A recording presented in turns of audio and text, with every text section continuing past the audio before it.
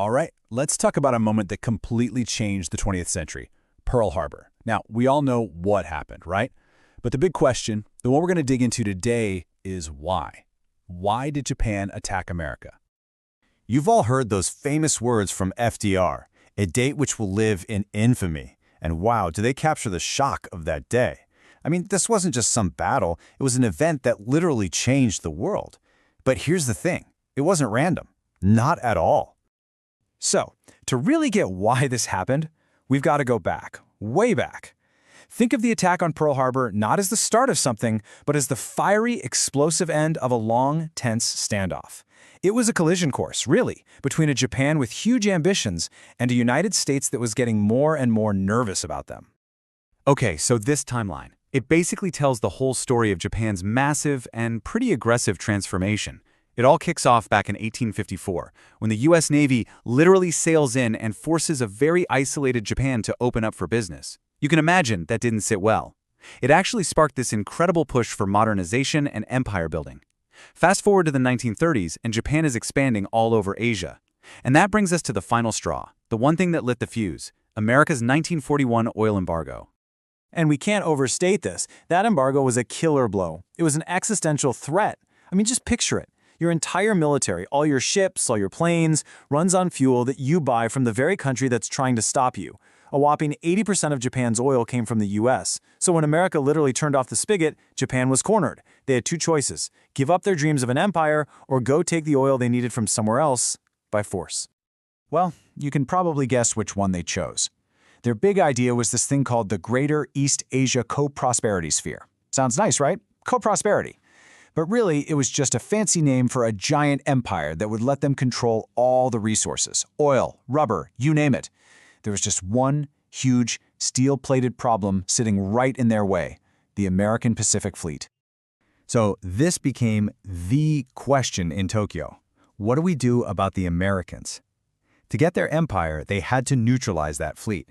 They couldn't just sail around it, they needed to take it off the board, at least for a while. And the plan had to be bold, it had to be fast, and it had to be absolutely devastating. And the answer they came up with was Pearl Harbor, a massive surprise attack right at the heart of America's power in the Pacific. The thinking was, if they could land a single knockout punch, they could cripple the U.S. Navy long enough to grab everything they wanted in Asia without interference. So, on December 7th, 1941, just before 8 in the morning, the sky over Hawaii filled with planes. We're talking 354 Japanese aircraft, fighters, bombers, torpedo planes, coming in two waves. And on the ground, nobody saw it coming. The surprise was absolute. You know, here's a cool little detail. The code word they radioed back to confirm the surprise was successful was Tora, Tora, Tora. Now, most of us think that means tiger, tiger, tiger, because Tora does mean tiger in Japanese. But it's not that. It was actually a clever code, an abbreviation for a phrase that means lightning attack, which, when you think about it, perfectly captured what they'd just pulled off. The damage was just unimaginable. You look at the list of battleships there. The USS Arizona, a bomb hit its ammunition magazine and the whole ship just exploded.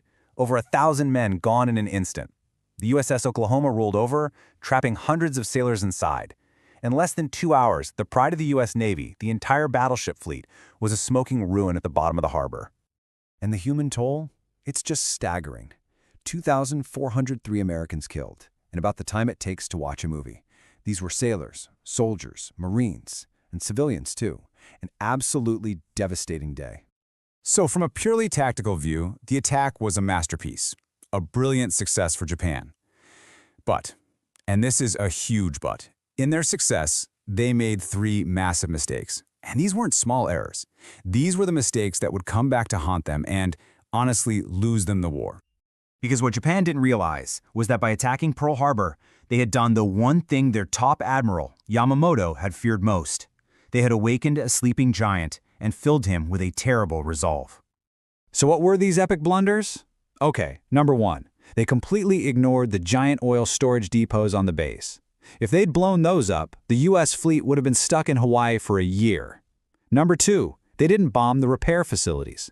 So believe it or not, the U.S. was able to patch up many of those sunken ships and get them back in the fight. But the biggest mistake, the one that really changed everything, America's 3 aircraft carriers, they weren't there. They were out at sea. And in the new age of naval warfare, those carriers were about to become the most important ships in the world.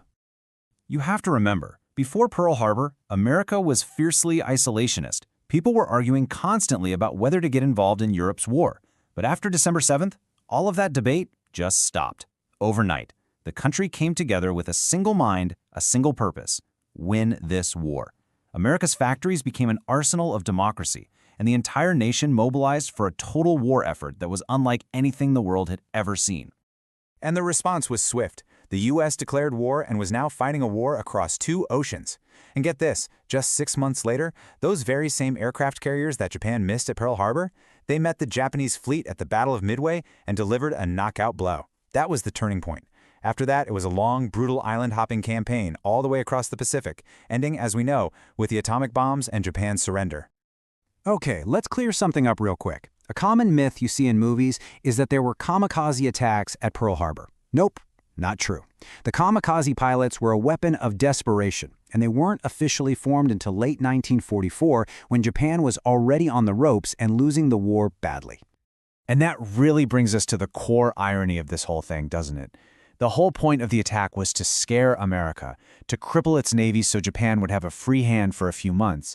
But what it actually did was the complete opposite. It guaranteed that America would enter the war with everything it had, not just for revenge, but to see it through to the very end. It basically sealed the fate of the entire Axis. So, I'll leave you with this thought to chew on. Was Pearl Harbor a brilliant tactical victory?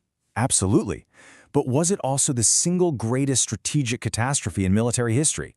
A move so successful in the short term that it guaranteed their ultimate defeat? It's a powerful question to consider.